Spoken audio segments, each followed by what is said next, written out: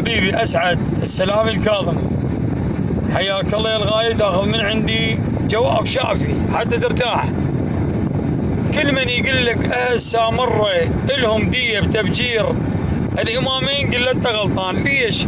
70% من اهل سامره هم ساده اولاد محمد، هم جدهم علي الهادي والحسن العسكري.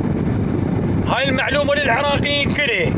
يعني يصير انا هسه اليوم انا قريب على باب الحواج موسى بن جعفر ومحمد جواد وانا سيد بن محمد، يصير انا الي ديه بتفجير الامامين؟ يصير؟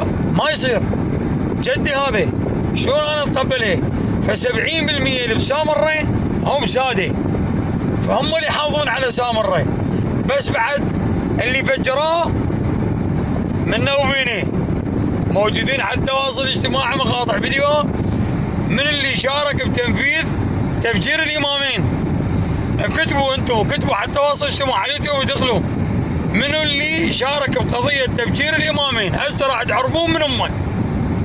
سيد عماد الاعرج يقول اهل سامره لا والله بريئين من هاي القضيه. تحياتي للجميع، اخوكم وخادمكم.